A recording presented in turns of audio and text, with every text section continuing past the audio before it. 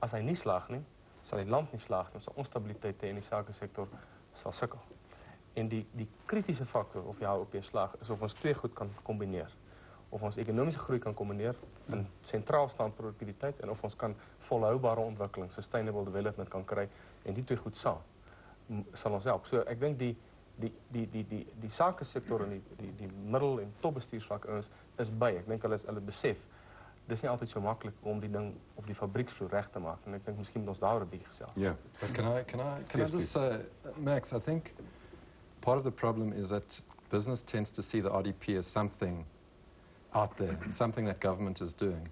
And that is a problem because two of the major pillars of the RDP are human resource development and restructuring of the economy. Now, unless that is largely business's responsibility, and our feeling is that they're not prepared to invest the necessary resources into addressing that legacy. There are two legacies which we haven't mentioned. The one is the enormous inequalities in the workplace, the enormous inequalities between management and blue-collar worker, between skilled and unskilled, black and white. And secondly, the whole question of racial disparities in the workplace. Now, the unions are putting forward packages of proposals to try and address that apartheid legacy, the apartheid wage gap, the backlog in education and training. But the problem that we are finding is that employers don't seem to be prepared to put the resources in that are necessary to address that backlog. And that is a major problem that we're confronting at the moment. Ons sit byvoorbeeld met ander probleme, dink ek, soos meeste van ons werksmag bly geweldig ver van die fabriek of die werksplek af. Ry met taksies in die oggend onder haglike omstandighede, spandeer 'n groot hoeveelheid geld daaraan. Is dit 'n probleem? Ja, maar dit is 'n probleem in alle lande. Ek meen as jy kyk hoeveel reistyd die gemiddelde Japaneese werker het, dan is ons nie veel swakker nie. Toegegee, ons reistoestande en omstandighede is baie swakker. Maar ek dink Neil het aan 'n baie belangrike punt geraak het. En dit is dat die bestuur in hierdie land moet inkoop in die gedagte dat die verantwoordelikheid vir menslike hulpbron ontwikkeling in hulle hande is. Ons sit nou met 'n bedryfstak waar ek dink die vakbondleiers ver voor die bestuur is in sy denke oor wat gedoen moet word om daardie bedryfstak ekonomies te red. Die bestuur sit nog in kibbel oor 'n paar miljoen rand die kant of daai kant. Intussen is die bedryfstak besig om sy vermoë om internasionaal mededingend te wees te verloor. En die buitelandse invoerders wat hierin uitvoer, gaan die bedryfstak hier baie skade aan doen. En dit is in die hande van die bestuur wat moet inkoop in die gedagte, kom ons begin 'n ding saam met die werkers om uit die moeilikhede te kom. Dit kan nêrens anders begin as by bestuur nie. Maar kan ek byvoeg, ek dink die sakesektor sal self erken dat wat dit by opleiding kom, is die vakbonde ons ver voor. Wat onderhandeling mededinging betref. Ek dink nie ons het vir lank hierdie sakesektor nie genoeg hieraan gegee en ongelukkig in die verlede as mens moet sny in 'n begroting, het jy baie maal aan opleiding gesny. En dit was 'n sagte ding om te sny. Maar ek dink aan die ander kant daar is 'n groeiende besef dat as ons nie hierdie vennootskapsidee ook op die fabrieksvloer begin nie, is ons almal in moeilikheid. En as almal nie saamwerk daaraan en met bestuur wat die leiding gee nie, dan is die land in die moeilikheid. Ons gaan baie meer spesifiek raak hierna. Ons vat net 'n kort breek by ons.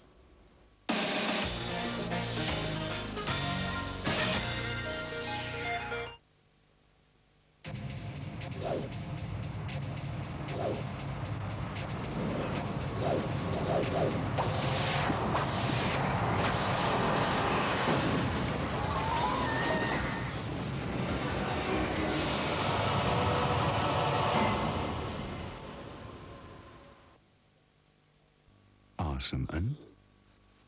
Dis 'n groot seën. Ontspan. Dis goed.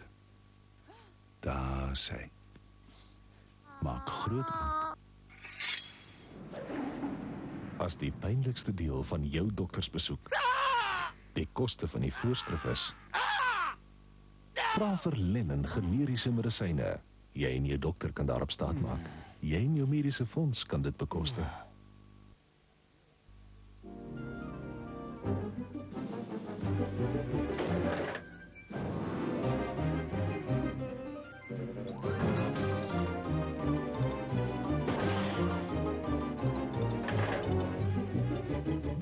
Dulux Wash and Wear Silk.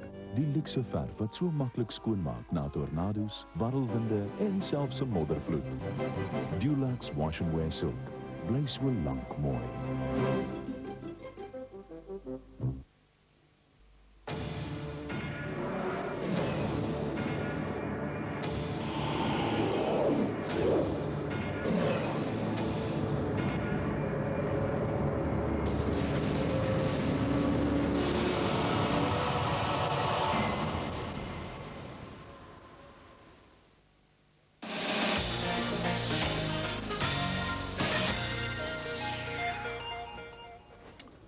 Praat oor produktiwiteit, kom ons gesels voort. Neil, you wanted to talk about the trade unions' approach to the legacy of apartheid. Yeah, what we're suggesting is that there are a number of different levels at which that legacy of the neglect and destruction of our human resource potential can be addressed in the workplace. The one is, of course, a massive injection of resources into education and training, adult basic education, literacy training. 2/3 of our workforce are illiterate.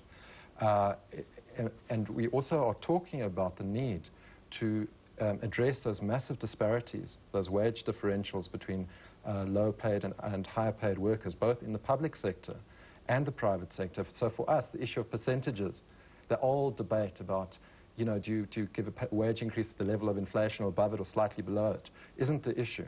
The issue is to bring up the position of low-paid workers and for the higher-paid and management to accept that there is going to have to be some restraint at their level and perhaps some cutting back. But that also you've got to reorganize the whole organization of the occupational strata, which is based on apartheid. You've got to flatten the management hierarchies. But you've got to have fewer grades. In the public sector, we have up to 300 grades. Aren't people going to say to you, this is a catch-22 situation? You cannot lift up the low-paid worker before productivity is increased because the company or whatever can't afford it. Yeah, that becomes a sort of chicken-egg argument, which at the end of the day gets us nowhere. You've got to take a leap of faith and accept that in the same way that the Asian tigers did or the European countries, you have to make a massive investment in human resource development, and it will take a bit of time to pay back. But unless we do that now, we're going to have our economy left in tatters, and that really is the final point, is that you have to recognize the skills that workers have acquired, and not just the academic skills, but their experience on the job, and they have to be able to see that they can develop and that they have mobility within the workplace and within the industry and across industries. That then gives people an incentive to produce. But the very last point is that if their productivity increases, but what you have is higher productivity, but a retrenchment or rationalization of the workforce, then there's absolutely no incentive to produce. You have to have greater investment in plant, equipment, productive capacity, rather than simply speculation on the stock exchange and outside of the country. Our research department gave me a figure, and they said in a Pacific Rim country such as South Korea, workers earn 23 US cents per hour, that's $4.45 per hour, to make Nike running shoes, more or less the best shoes in the world. In other words, they earn 35 Rand per day.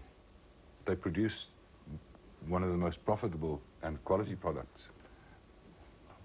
Where do we start comparing us with countries such as Singapore, Japan, Korea? But Max, I think even the World Competitiveness Report indicated that the question of productivity is not related to the cheapness of the labor.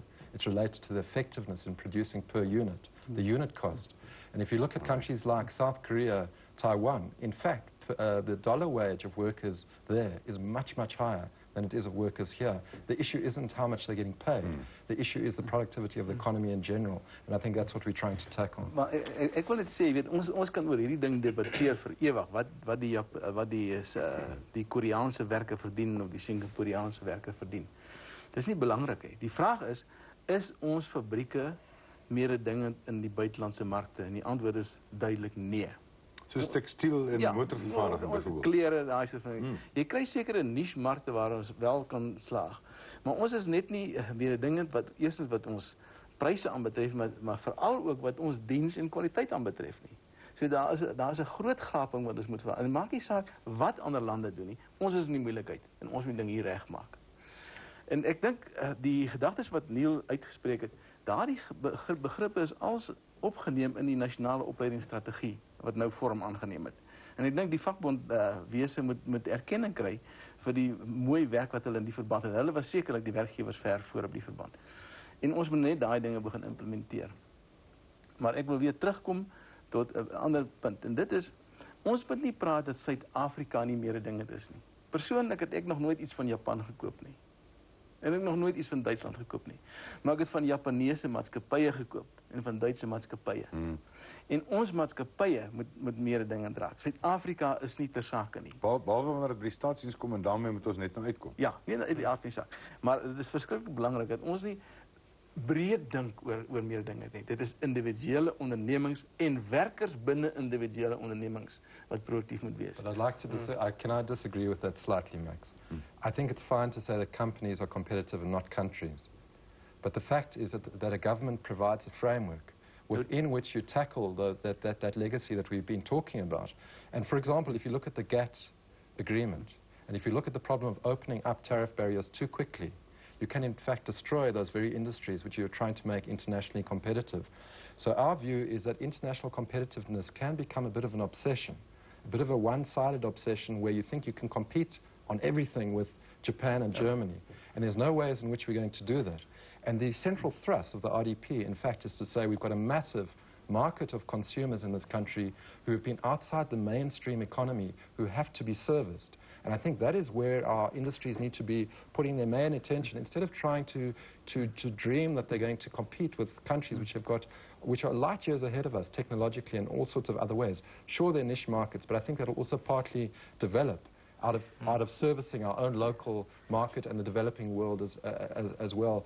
It will open up all sorts of markets to us. So I think we must be a bit careful about linking the question of productivity only to international competitiveness, because then we get into the GATT game, we get into the privatization game, we get into the IMF structural adjustment program, which at the end of the day will leave us with fewer industries, fewer jobs, and we may be competitive here and there, but our economy will be in a mess. Maar Neil kyk 'n baie belangrike strukturele punt mis. En dit is, as ons dink ons gaan ekonomiese groei op basis van binnelandse verbruiksbesteding kry, want dit is wat hy nou suggereer moet gebeur, dan beland hierdie land elke keer, soos juis op die oomblik, in die gat waar die handelsbalans, ons rekening met die buiteland, begin negatief raak, die waarde van die rand begin daal, en dit is nodig vir die regering om die kraan te begin toedraai. Dit is ook wanneer die rentekoers op die oomblik styg. Ons het 'n plafon op ekonomiese groei, gebaseer op binnelandse verbruiksbesteding, van omtrent 2,5%, wat veel minder is as wat ons bevolkingsgroei is. Omdat die betalingsbalans daar te dwing. So ons moet die beperking van die betalingsbalans breek, en dit kan ons net doen as ons uitvoer. Goed, Teens? Ek kan net sê, ek wil nou nie, dis nie nodig, jy is die fasiliteerder hier, maar het lyk vir my, mens moet sê, Jy is meer ervare dan, so. Die oorkoepelende begrip is produktiwiteit, waarvan internasionale mededing een aspek is. Ja. Binnelands verbruiksbesteding, en dan mag ander wees. En ek dink, daaroor stem ons saam, ek dink, mens moet liewerste van daar af vorentoe gaan, en het lyk vir my die punt wat belangrik is, Neil en Jan het gesê, ons moet die strategie wat geformuleer is gebruik, en Kasaat het seker sienings op die tafel gesit. Het lyk my die beginselpunt is belangrik om te sê, dis nie net of die werkgewer of die werknemer nie. Dit moet 'n spanbenadering wees. Ons kan nie, die een moet met die ander een werk. Ek dink Nedlek gee 'n forum en ander forums om dit te doen. En daar is dit interessant dat die vakbondwese en die sakesektor op baie punte, en ek is nie 'n profeet nie, maar gaan op baie punte saamstem, meer as met die regering. Want hulle is meer ekonomies gerig, en miskien vir verskillende redes. Sal Kosaat sê, maar ons stem saam met die sakesektor hier en andersom. Maar ek dink die spanbenadering. Die tweede een wat belangrik is dat ons kan nie produktiwiteit losmaak van ander faktore, soos hoe lank ry mens werk toe, hoe geskoold is jy, hoeveel word jy betaal nie, wat is jou opleidingskwalifikasies en watter opleiding kry jy verder nie. Ek dink daar's 'n holistiese benadering nodig. Dat werkgewers kan nie maar net sê, hoor jy nou maar, as julle teen die einde van die maand soveel meer werk, sal ons julle meer betaal nie. Mens moet ergens daai hoender en eier situasie breek. En dit lyk vir my die idee om 'n soort van 'n pakt of 'n vennootskap te maak en sê, kom ons op 'n industrievlak, dat 'n industrie en 'n vakbond in daardie industrie maak 'n onderneming, maak 'n kontrak vir 'n jaar. Doen ons dit en julle doen dit. en ons monitor dit. Op grond van sekere beginsels. Ja, Ek dink dis 'n praktiese ding. Is that feasible, Neil? Yes, at a certain level, but a problem that we have, a very important problem which Terence has put his finger on, is that we don't have those forums at industry level. It's one of the fights that we're having with business at the moment, is that we want centralized bargaining forums set up in which industry strategy, industry policy is discussed, as well as wages and working conditions. And we're finding that we are struggling to get business to that table. And that then leaves us with very little alternative but to go to government, to wield the big stick to push business into line. And we don't want to go that route. We would prefer a situation, as Terence is saying, where we negotiate with business at industry level as well as at national level, and at the third level, down to the company level. That is very, very important. If we look at the very changed, very different political culture in our country for the last year, could that have a positive effect in the sense of have workers and even management feel more of a joint kind of loyalty to the country, a new patriotism of, that kind of, all those good, warm feelings? Well, does it help? Yes, definitely, if it happens. But our problem is it's not happening at the moment. You talk about loyalty to the country. I think the first loyalty to the country is to say that we're going to build our economy together. That means investing in the economy. We've seen a situation where your Gencors and your De Beers and Sappies and others have taken billions of rand out of the country or got involved in investments to beneficiate the raw materials which we're producing here in other countries. In other words, they're actually effectively exporting South African jobs outside of the country. And instead of adding value to our own products, we are then actually denuding our country of the potential growth that we need. I think that's the one area of patriotism, if you like, and relating to Jan's point. We should also have a Buy South Africa campaign. We begin to buy South African products. Of course, they must be products that are good and that are affordable. But there's that loyalty amongst workers. I think workers don't have another economy. They can't take the money out of the country. If their jobs go down the drain, that's it. But for business, they're much more mobile. And that is a problem that we're having at the moment, is that there needs to be a greater loyalty amongst the business community to building up our economy. Toe ons 'n bietjie navorsing gedoen het oor hierdie saak, het 'n hele paar mense het my gesê, een van die groot probleme met produktiwiteit is affirmative action. Is daar meriete in? Ek dink ons het te lank gewag daarmee. Ons het te lank gewag daarmee. Ons het die hele bestuurskader in die land altyd getrek uit die blanke gemeenskap. En ons moes lankal regstellende aksie gehad het. En as jy dit verkeerd toepas, dan gaan jy slaag kry. Maar jy kan wel produktiewe regstellende aksie hê. Ons is oortuig daarvan. En jy moet die regte mense uitkies en jy moet hulle reg oplei en help en so. En ons vind dat daar baie groot suksesse daarmee behaal word. Kom ons kyk na oplossings in die laaste 2 minute of so. Terence, kom ons begin met jou. Watter soort dringende aksie kan 'n mens nou loods om Suid-Afrika op 'n nuwe baan te plaas in terme van produktiwiteit? Ek dink wat Neil genoem het op die soort van makrovlak. Beleid vennootskappe is baie belangrik. En ek sou saamstem dat ons op industrievlak moet kyk na die produktiwiteit van industrie ook. Tekstiel is 'n goeie voorbeeld. As industrie is hy nie produktief genoeg nie. Daai industrie sou moet gaan meeding. Moet die regering en die staat nie 'n groter voorbeeld stel nie? Ek dink in Nedlac is hulle inspraak daar. Ek dink ons kan dit los. Ons moet dit los vir Nedlac in die spelers moet daar doen. Ek sou sê dis die een. En die tweede ding vir die meer op die fabrieksvloer. En baie maatskappye het dit al gedoen. Sommige het al begin met regstellende aksie vroeër. Maar ek dink daar die kwessie van ons maatskappy, die gevoel van dis ons span, ons maatskappy, ek is 'n werker op die vloer, maar ek is deel van die maatskappy. Daai kultuur is nog ver van.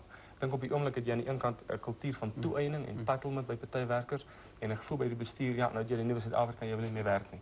En ons moet daai konflikgaping kleiner maak. Twee goed, so makro en mikro. A quick last word from you. Well, a culture of teamwork also means that the team has to have a say over decisions which are made. That therefore means democratization of decision making in the workplace. It also means that those gaps which I was talking about need to be addressed, need to be narrowed. That management has to accept that there's a completely new ball game now, and that they're going to have to invest far more resources into addressing that legacy. I think then we have a basis to move forward.